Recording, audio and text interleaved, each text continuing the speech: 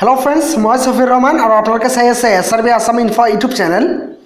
SRB Assam Info YouTube channelত আপোনালোকক আকৌ এবাৰ স্বাগতম জনাইছো।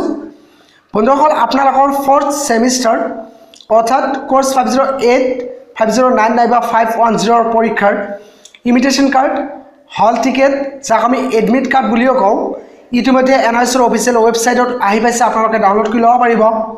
মই আপোনালোকক স্টেপ বাই স্টেপ দেখুৱাই দি আছো। ভিডিওটো আৰম্ভ কৰাৰ আগতে আপোনালোকৰ এটা ৰিকুৱেষ্ট যদি আপোনালোকৰ ভিডিওটো ভাল লাগে তেতিয়াহ'লে প্লিজ ভিডিওটোত লাইক কৰি দিব আপোনালোকৰ বন্ধু বান্ধৱী আত্মীয়জনে ভিডিওটো শ্বেয়াৰ কৰি দিব আৰু যদি আপোনালোকে মোৰ চেনেলটো নতুন তেতিয়াহ'লে প্লিজ মোৰ চেনেলটো সাবস্ক্ৰাইব কৰি দিব। তো বন্ধুসকল ইমিটেশন কাৰ্ড অৰ্থাৎ হল টিকেট ডাউনলোড কৰিবলৈ আপোনালোকক এট ফাৰ্ষ্ট NISৰ অফিচিয়েল ৱেবসাইটত লগইন কৰিব লাগিব। বন্ধুসকল আপোনালোকৰ সুবিধাৰ্থে মই ডেসক্ৰিপচনত লিংক দি দিছো।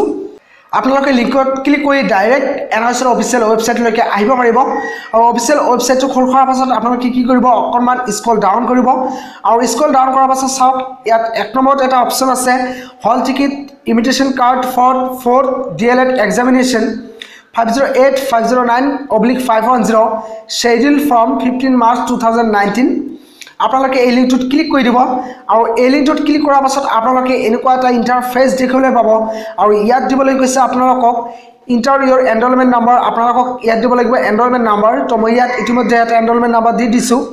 তাৰ পিছত আপোনালোকে কি কৰিব ইয়াত দিব আপোনাৰ ডেট অফ বাৰ্থ তো ডেট অফ বাৰ্থ আপোনালোকে এনেকৈ দি ল'ব।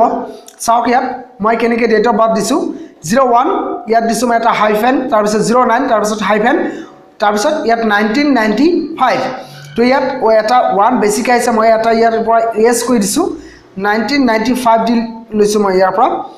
তো আপোনালোকে আপোনালোকৰ ডেট অফ বাৰ্থ ইয়াত দি ল'ব। দিয়াৰ পাছত আপোনালোকে কি কৰিব আছে সিম্পলি চাওক ইয়াৰ সোঁফালে এটা অপচন দেখিবলৈ পাব আপোনালোকে সাবমিট তো আপোনালোকে কি কৰিব সাবমিট বাটনটোত টাচ কৰি দিব।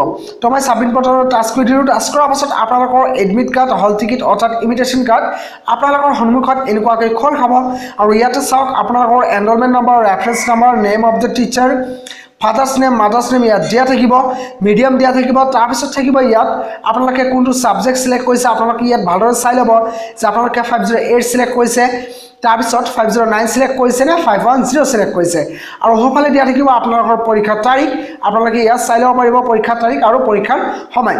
তো এনেদৰে আপোনালোকে আপোনালোকৰ হল টিকেট অৰ্থাৎ ইমিটেশন কাৰ্ড ডাউনলোড কৰি ল'ব পাৰিব। তো বন্ধুসকল ভিডিওটো প্লিজ লাইক কৰি দিব।